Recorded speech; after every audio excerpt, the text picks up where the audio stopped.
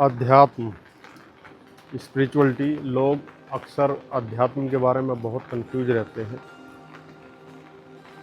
कोई मन की सिद्धियों को अध्यात्म समझ लेता है, कोई किसी प्रकार की योग्यता, कुछ चमत्कारिक शक्तियों को भी लोग अध्यात्म समझ लेते हैं। लेकिन अध्यात्म जो है कोई चमत्कारी शक्ति नहीं है। अध्यात्म का अर्थ है कि भाई अपना अध्ययन करना, मैं कौन हूँ ये जानना, मैं अपने को क्या मान रहा हूँ इस समझ को विकसित करना, और मेरा मूल स्वरूप क्या है, इन सब चीज़ों को गहराई में जानना ही अध्यात्म है। इसके अलावा कोई अध्यात्म नहीं है। लोग कुंडलिनी जगाना जो है, चक्रों की साधना और इन सब को अध्यात्म समझ लेते हैं। हालांकि ये कुछ विधियां हैं जो सहायक हैं आपको अपने अंतरतम की यात्रा में, लेकिन इसको हम पूर्ण रूप से अध्यात्म नहीं कह सकते। तो अपनी खोज कि भाई मैं यहाँ क्या कर रहा हूँ इस दुनिया में, मैं ये जो मेरा रोज़ का जीवन है ये मैं क्यों जी रहा हूँ, और क्यों मैं सुखी दुखी हूँ, और क्यों मैं सुख की चाह में और दुखी होता जा रहा हूँ। और सुख ऐसा है कि जैसे खुद की परछाई को पकड़ना, कि जितना उसके पीछे भागो उतना वो हमारे से आगे भाग जाता है। तो क्या ये मेरा भ्रम तो नहीं है कि मैं पदार्थों में सुख देख रहा हूँ, इस मेटेरियलिस्टिक वर्ल्ड में सुख की खोज कर रहा हूँ, और जो ये मैंने अपनी एक दुनिया बसाई है उसमें मैं अपने आप को खोज रहा हूँ। इन सब चीज़ों को जानना समझना ये सब अध्यात्म के क्षेत्र में आता है।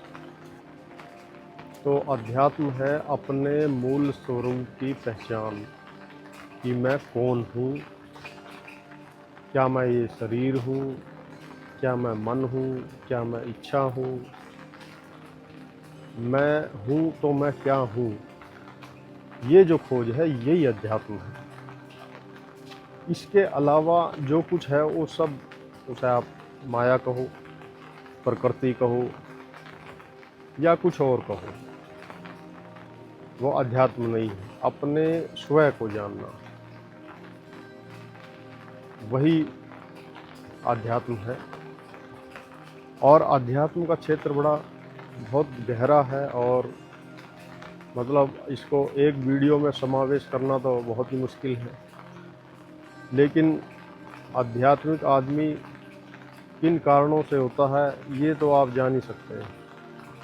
मुख्य कारण तो यही है कि जब आपकी चेतना जो है जाग जाती है, जागने के बाद ही उसको ये एहसास होता, पहली बार ये क्वेश्चन उसके दिमाग में आता कि भाई ये लाइफ ऐसी क्यों चल रही है। और वो उसका जागने का जो कारण है ना, उसका एकमात्र कारण वही है जिसके कारण आप इस रास्ते पे चले हो, और वो है दुख। सुख की चाह में जितना भी दुख है ना, वही आपको आध्यात्मिक बनाता है। जितना भी आपको संसार डिप्रेशन देता है, आपके करीबी लोग, आपके जानने वाले लोग, वही आपको विरक्ति का मार्ग पर लेकर चलता है। यानी वैराग्य होता है आपको। आप सोचते हो वैराग्य का अर्थ यही है कि आपको पहले राग था, पहले लोगों से अटैचमेंट थी, आसक्ति थी, और वो अब जो है टूट गई है, उनसे मन उजड़ गया है और उनमें आपका कोई इंटरेस्ट नहीं है, वो वैराग्य है। तो जब वैराग्य होता है तब आध्यात्मिक इंसान होने लगता है। और आध्यात्मिक यात्रा ही आपकी जीवन की यात्रा है। जो आपका जीवन का उद्देश्य है वह यही उद्देश्य है, इसके अलावा कोई उद्देश्य नहीं है। इसके अलावा आप देखेंगे जितने भी आपका पर्पज है, एम है, वो सब अगर आपने मिल भी गए, अचीव भी कर लिए हैं, तो भी आपको कोई उससे शांति नहीं मिलती। थोड़ी देर के लिए खुशी सी हो सकती है, लेकिन वो ज़्यादा टाइम नहीं ठहरेगी।